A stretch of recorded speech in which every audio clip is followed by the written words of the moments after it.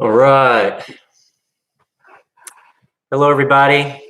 Hey, if you can hear me, type that in the chat. I just want to make sure everything's working before I start talking too much. Just say, yep, I can hear you. Something like that. Let's see. Let me make sure my mic is on.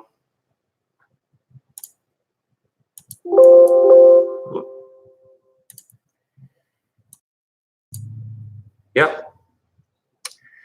Awesome. Great. Okay, so I want to talk to you guys today about the CAGED system. You may have heard that, you know, if you've ever tried to learn the guitar before, you've probably heard the CAGED system. Maybe you don't understand what it is, but I want to explain to you not only what it is, but when you should use it. Okay, because it has its pros and cons, if you've taken my beginner course, you know that I don't teach the CAGED system in the beginner course because my personal opinion is that you shouldn't start with the CAGED system because it is overwhelming, and if you're just starting out, it's very easy for people to just give up when they're trying to learn the CAGED system. Okay, because this is the thing. A lot of times, people who teach the guitar will start with the CAGED system because it is awesome. It's a great thing to know because it really unlocks the whole fretboard for you. But the problem is that approach is coming from the fact that you want to eventually become a master guitarist. Okay, so we're starting with the CAGED system. The problem with that is a lot of people, they don't really want to become a master guitarist necessarily. They just want to play some songs, and they don't have the time to devote to become a master guitarist, right? And to me, it's better to start off with getting some songs under your belt to where you can get some motivation. You can be excited about the progress that you're making, and that way you can move forward from there, and then you can go to the CAGED system.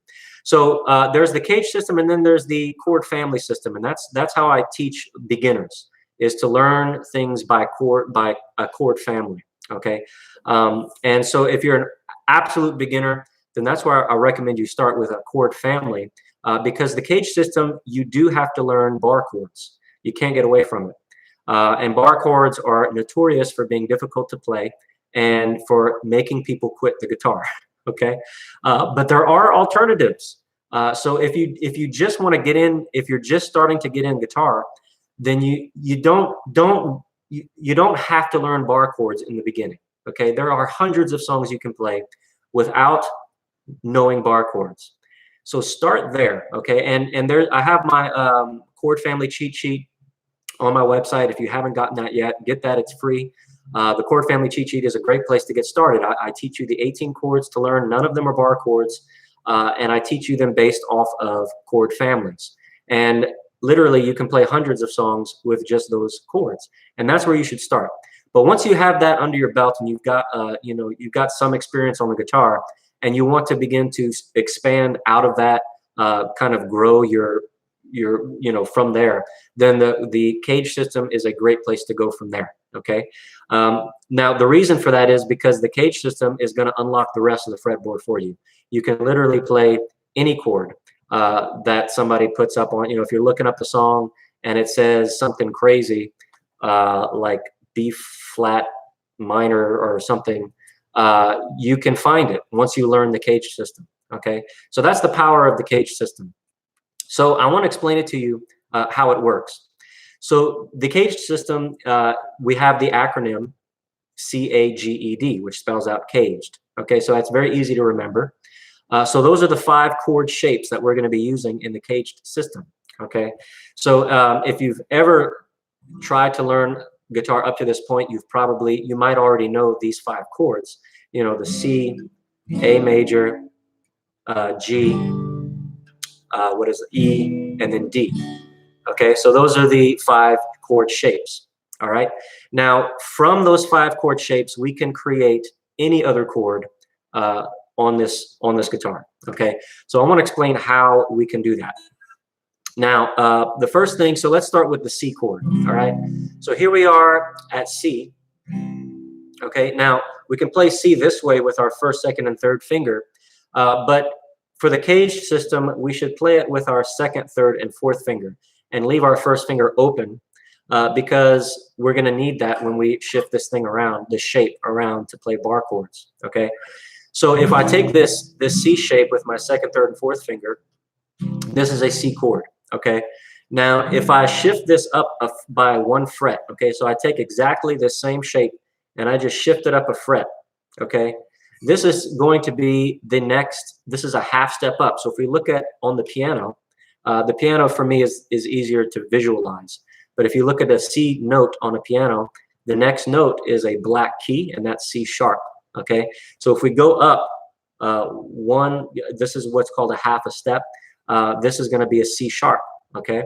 Now, the problem is that some of these notes are wrong because now we're playing this open, let's see, A, D, G. This G string is open and the low E string is open, but those haven't shifted yet, okay? So we need to be able to shift those also a half a step. So to do that, we have to put our first finger down and bar this fret, okay?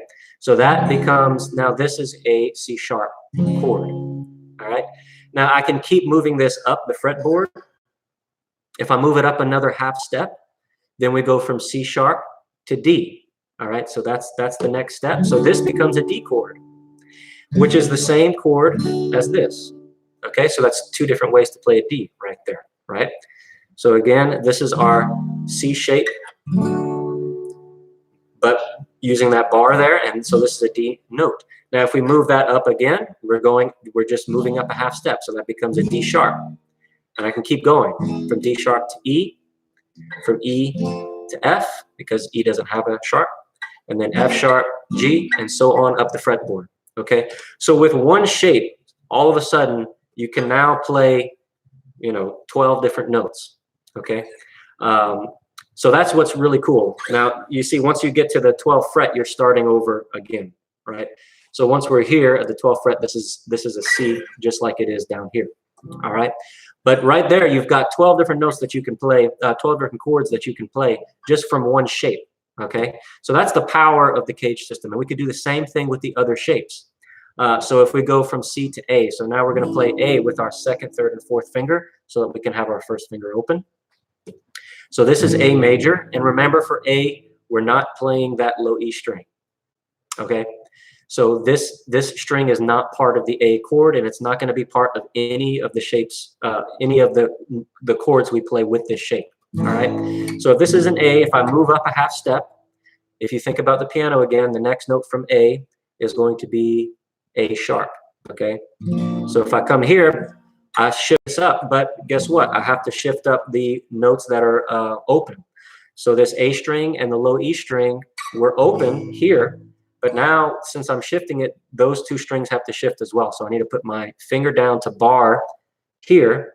So I'm shifting up those open strings now, and that becomes an A sharp or a B flat. It's the same note. A sharp and B flat are the same note, okay? So this is a B flat major.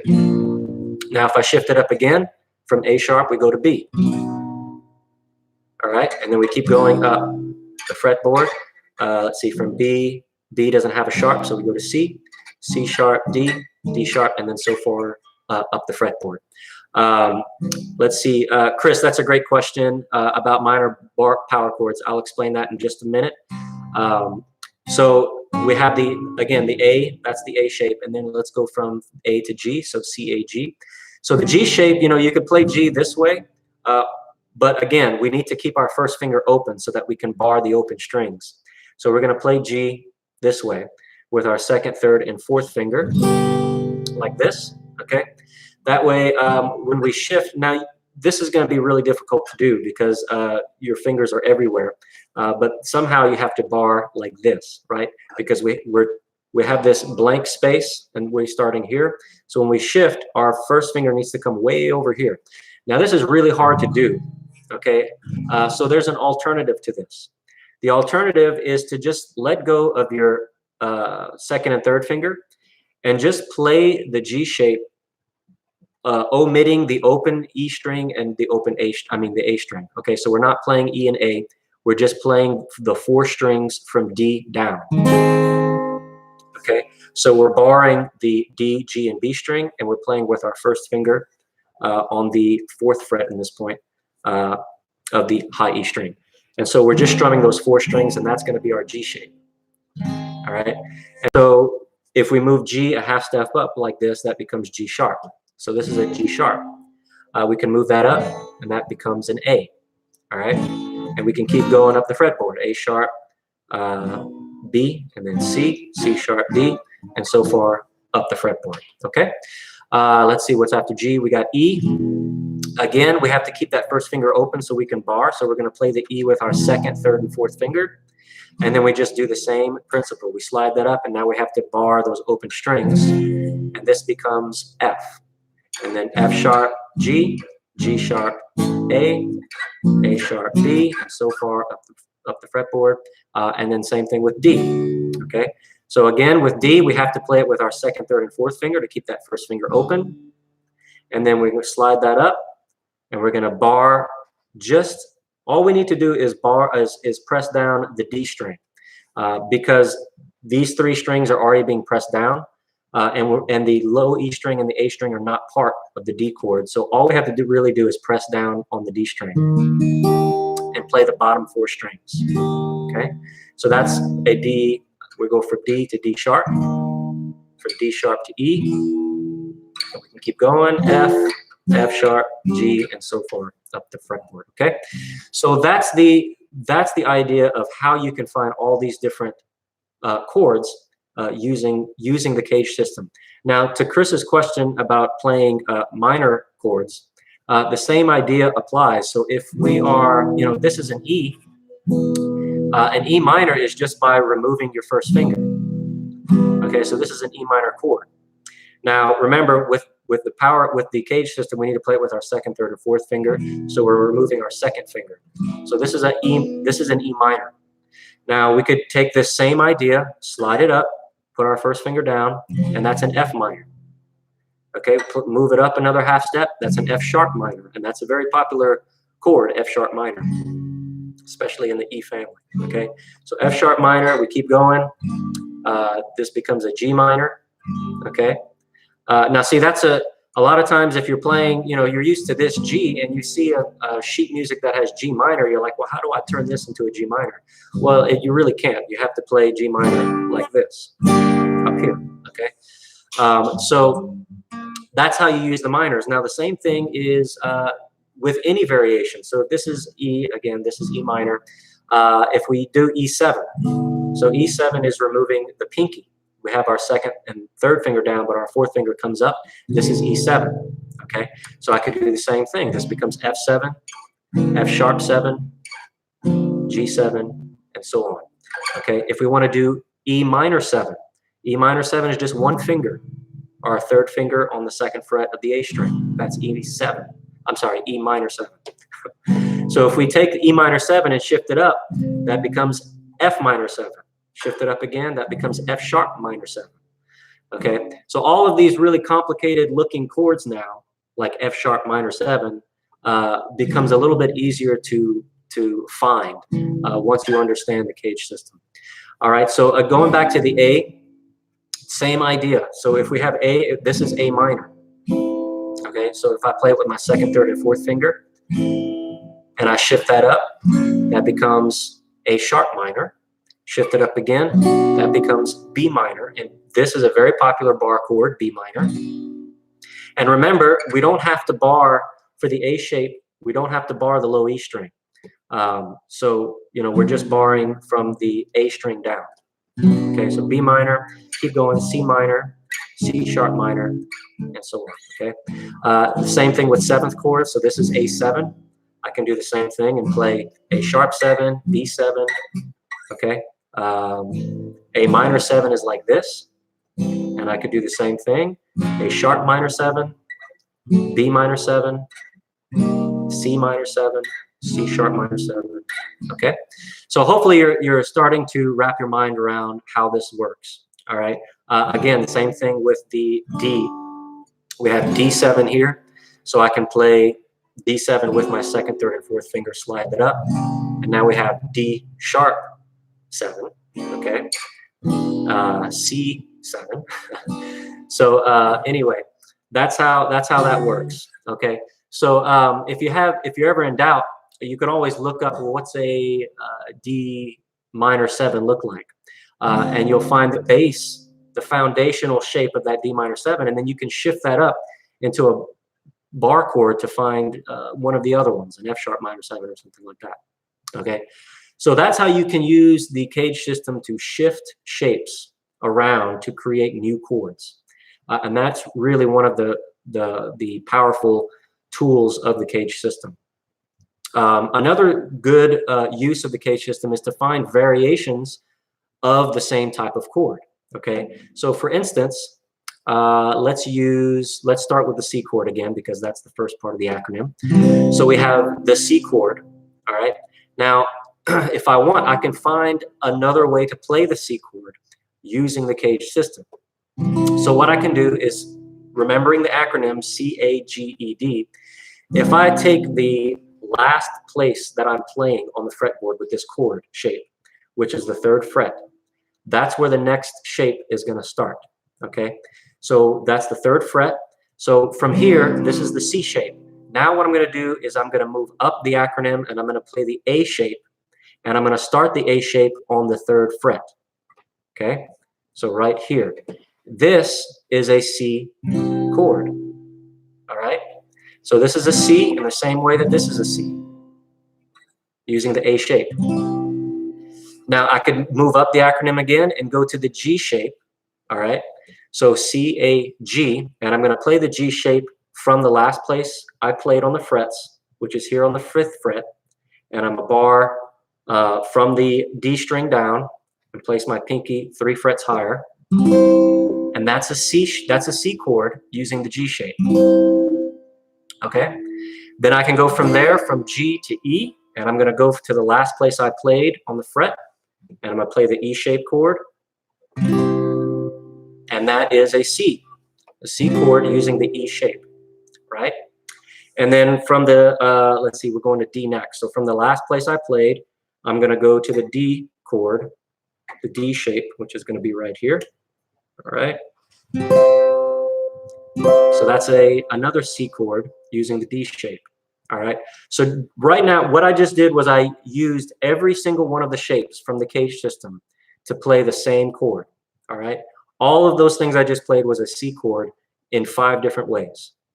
So there you can see how you can find variations of how to play the same chord in different ways using the CAGED system. So we could do the same thing with any of the other chords. So, you know, if we want to find a different way to play an A, we can start here, and then the next is G. So I'm going to take the last place I played, and I'm going to play the G shape right here, and that's an A.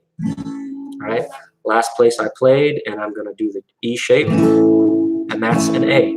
Okay, still an A, and I can do that all the way up, same way. Okay, so that's how we can find different variations of the same chord. The only time it changes is when we're going from D to C. So when we're restarting the acronym. All right. So let's say let me show you a D. This is the D chord. Now, if I want to find how to play the D chord but with the C shape, I'm not going to start where I ended like I did for everything else. Okay. Instead, I'm going to start right here, the fret before it. Okay. So that's where I'm going to start the C shape. Right there. Okay. And in fact, you can see that same D shape right here, right? These chords being pressed down. All right. So that's the only time it's different, is when you're restarting the acronym from D to C. That's the only point it's different. Okay. So just keep that in mind when you're trying to find these chords. Now, let's see. Awesome. Great. I'm glad this is making sense for you guys. Last thing I want to show you is an example that recently I just came out with a tutorial on the song from the new movie Mary Poppins Returns, which hasn't even come out yet. The movie hasn't come out, but the soundtrack has. And in that song, there was no explanation online yet because it's so new. So I had to find some of these chords on my own, just listening to the music. And there was a it's not an easy song to play. It's musicals are typical for that. They kind of go everywhere. And so for that song, there's a I think it's in the key of G. I think I play it with the capo on the 2nd or the 4th fret. I don't remember for sure. But let's say it's the 2nd fret. And it's in the key of G for the most part. We're playing the normal chords in the key of G. And then at some point, when we get to the bridge of that song, we have B minor, C, this little B minor, C transition. And then it goes to D sharp major, which is not a very common transition. We're basically transitioning out of the key of G. All right, so we're going from B minor to D sharp major. Now there's no shortcut for this, right? There's no easy way to do this without playing bar chords. You have to do it at this point. So you see, at some point you're going to come across songs that are more complicated. They're breaking the rules in terms of changing keys mid-song and doing things like that. You can't cheat for those. You have to learn the CAGED system for those more complicated songs. So when we go from B minor to D sharp major, we got to figure out, okay, D sharp major, what is that going to be? If this is D, if I shift up, that's a D sharp major. This is D major, this is D sharp major. But I can't play it with this open string because that's a D note. So I have to bar that like that. So, if this is D, this is D sharp major. So I could play it this way, and that would be fine. So I could go from B minor to D sharp major here. All right, I could do that. The problem is, after this, I'm going to C minor, which is, again, not in the G scale, okay? But anyway, instead of playing the D sharp major this way, what I've decided to do was to play it this way, which is the C shape. D sharp, it's D sharp major, but with the C shape, okay? And the reason for that is because from here, it's a very easy transition to that C minor, right? It's almost the same shape. It's in the same area of the guitar. So it makes the transition nice. It sounds nicer when you make that transition because there's more notes in common here. All right. Let's see, also coming from that B minor, it's easier to do that as well. And there's another part of the song where it transitions from C to D sharp major. So it's the same shape, and all we got to do is just slide it up to the D sharp major.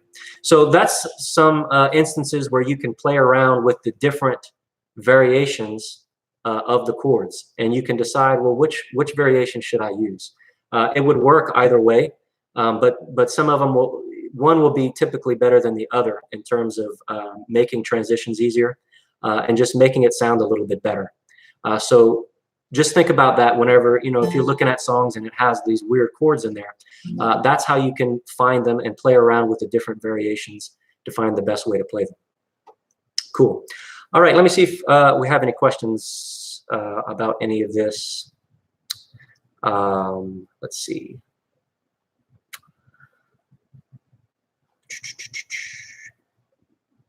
Yeah, Chris, your hand hurts from playing bar chords. Yeah, that's definitely going to happen. When I play bar chords, I put my thumb on the back like this. I'm basically pressing against the neck of the guitar because you need to have a lot of pressure, especially for the finger that's barring, right? And so to be able to bar nice, you have to have a lot of pressure pressing pretty hard with that thumb on the back. And that's why a lot of people don't like bar chords, me included. If I can avoid it, I will. But they are harder to play just because you have to press multiple strings with one finger, and it takes a lot of pressure to do that.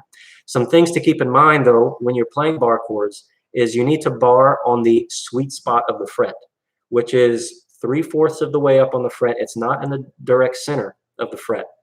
all right, you can get a cleaner sound with less pressure by pressing up here on the fret, okay, rather than in the middle, okay, or especially not at the bottom of the fret, okay, you have to press really hard. So the higher up on the fret you are, the less you have to press to get a clean sound, okay? So when you're barring, keep that in mind, and also bar with the side of your finger, not the pad of your finger. I mean, you're not going to play completely on the side. That's not possible because you still have to use these fingers. But you want to slightly tilt your finger that way to use some of the bone of your finger rather than the pad, because it's softer, obviously, with the pad of your finger, and you have to press harder to be able to get the good sound. So if you can turn your finger a little bit when you're barring, it'll let you get better pressure, okay? Great, okay.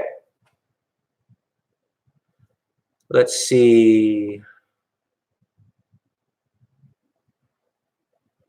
How about the 8 or 9 or 11? Jericho Lee, I'm not sure I understand your question. You mean like 11th chords? Is that what you're talking about? Or like C at 9 or something like that? Let's see.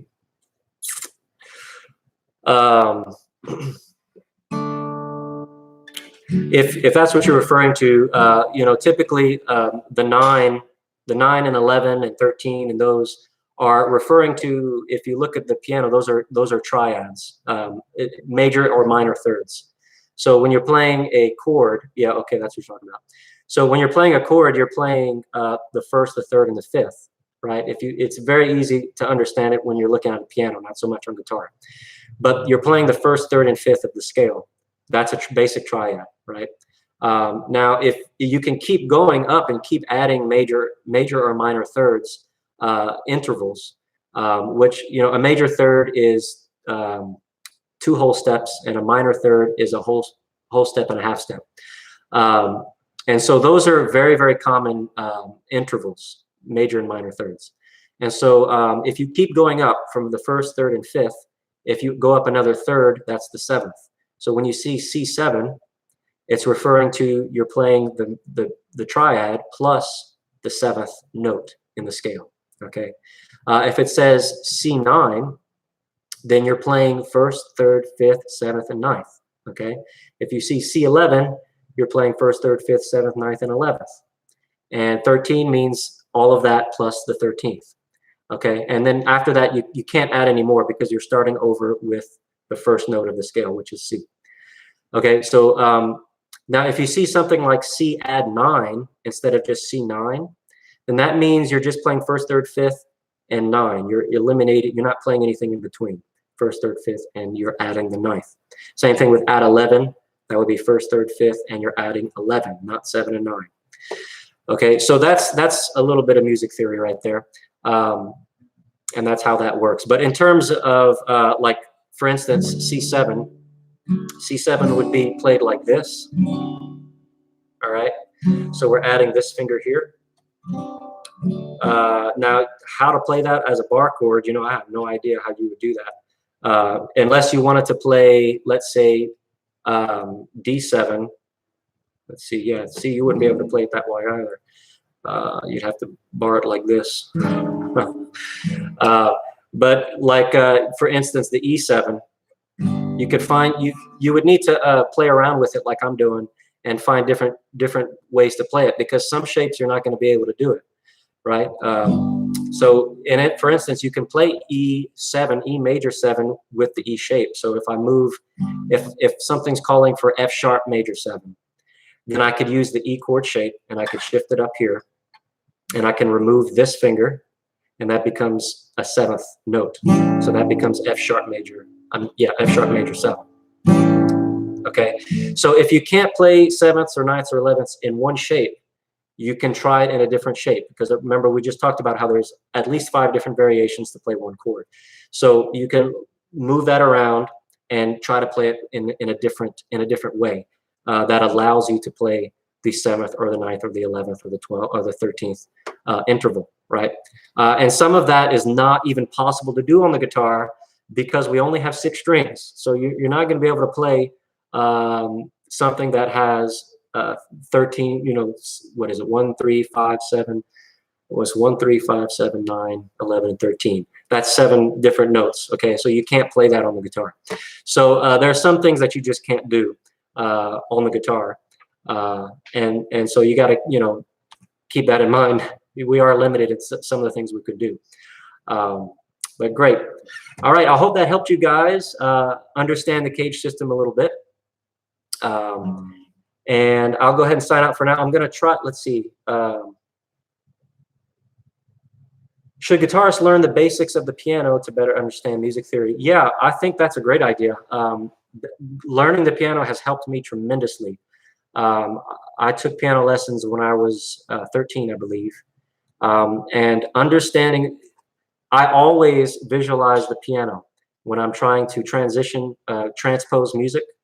If I'm playing a song in one key and I want to change it because it's easier for me to sing it in that key or whatever, I always visualize a piano to transpose, because it makes things so much easier. Everything's in black and white on the piano, right? So it makes it very, very easy to understand. The guitar is not like that. The guitar is more complicated because things are transitioning from one string to the next. And when it does that, the next string is in a different key, it's in a different note. And so it's not so easily understood on the guitar. But the piano, everything is laid out for you from A to Z, right? It's very, very plain to see. The sharps are in black, the naturals are in white.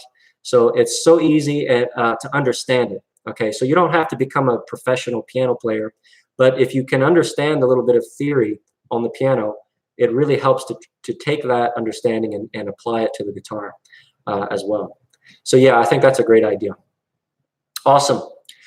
All right, guys. Well, I hope you enjoyed it, and I hope to maybe do another live lesson next week on a different topic. So if you have any topic suggestions for me, just let me know, and I'll see y'all later. All right. Y'all take care.